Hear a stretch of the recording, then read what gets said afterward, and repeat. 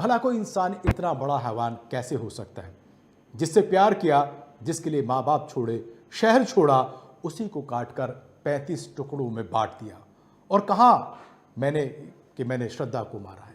मैं सबसे पहले आना चाहूँगा डॉक्टर गगनदीप कौर के पास कि आखिर किस मानसिकता के बाद कोई एक आम आदमी, पढ़ा लिखा आदमी, एक अच्छे शहर का, मेट्रोपॉलिटन सिटी का, वो किस दिशा से गुजरता है कि जिससे वो मोहब्बत करता हो जी जान से, उसके साथ ऐसी घिनौनी हरकत कर बैठता है। सर, मेरा सबसे पहला सवाल ही इसी बात पर है कि जिसे हम मोहब्बत का नाम दे रहे हैं, वो मोहब्बत है भी, जी या वो सिर्फ अपनी इच्छाओं या अपने जिस्म की चीज़ों को पूर्ति करने का एक ज़रिया है। आई लव यू एक ऐसा शब्द है जो बाज़ार शायद सिक्कों से भी हल्के दाम पे बिकता है। जी और जब आप बात कर रहे थे कि दिल्ली जैसे समाज में किसी को खबर नहीं हुई, जी सर आप ये भी जानते हैं कि दिल्ली जितना मशरूफ़ है, उतना ही बेरुखा भी हो जाता है। बिल्कुल सही कह हम रहे हैं अपनी आप। ज़िंदगी में इतने उलझे हैं कि पड़ोस में क्या है, हम शायद अपने पड़ोसी को भी नहीं जानते, जी जी कौन बगल में।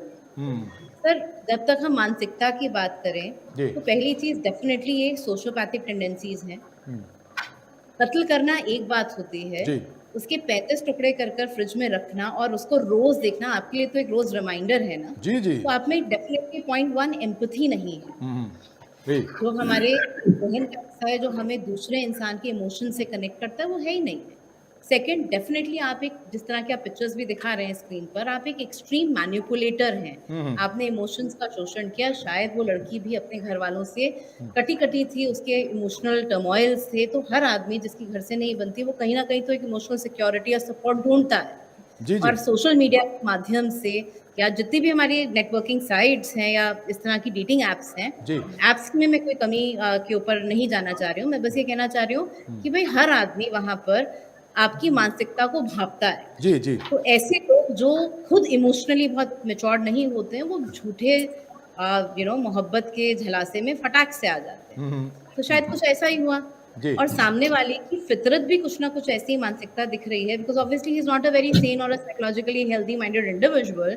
आपने अभी एक कत्ल को खत्म भी नहीं किया, आप दूसरी गर्लफ्रेंड उसी घर में ले आए हैं। जी जी जी तो कहीं न कहीं आप सामान की तरह इस्तेमाल कर रहे हैं या ये भी हो सकता है कि सामने वाले के लिए ये एक तरीका है to take revenge with a woman figure. जी प्रोबेबली ही has had some unresolved past, उसका कुछ अनरिज़ॉल्व्ड हिस्सा रहा होगा पास्ट का, जहाँ वो किसी औरतों के साथ या कोई रिजेक्शन रहा होगा। जी but this still does not justify, इसका मतलब as a male, as a female, as a person, forget the male और a female, let's not get into genders.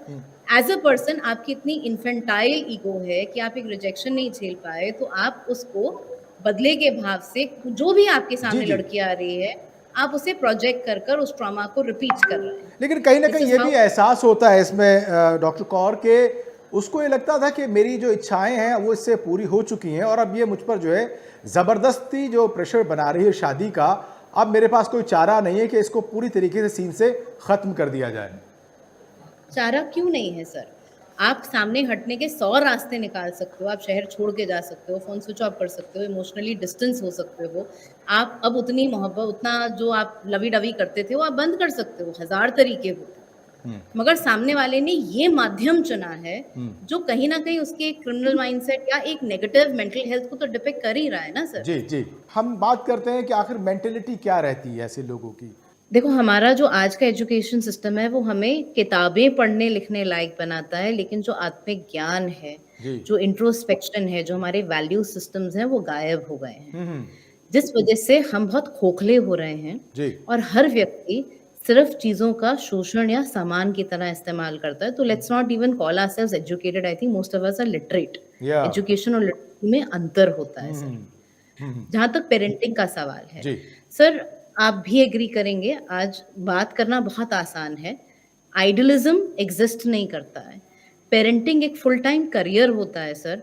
और मैं खुद एक वर्किंग वुमन हूँ जी और एक सिंगल पेरेंट। और आज की डेट में जिस तरीके का हमारा रहना है, लाइफ़स्टाइल है, एक पेरेंट की सैलरी से खर्चे पूरे होते ही नहीं हैं। जी जी तो सिस्टम है और हम लोग बहुत ही ज़्यादा मतलब फैमिली सिस्टम्स खत्म हो गए, टॉलरेंस खत्म हो गई है, न्यूक्लियराइज़ेशन पे आ गए हैं। घर में भी आप लोग व्हाट्सएप ग्रुप पे एक-दूसरे से बात करते हैं, 4 लोग रहते हैं, कितने लोग डिनर साथ करते हैं सर? जी जी सही कह रहे देखो, हैं। हमें अपने बच्चों को डेफ़िनिटली एजुकेट करना है मगर एजुकेशन की आपको अपना साथी जो जीवन साथी चुनना है, वो आप किस बेस पर चुने।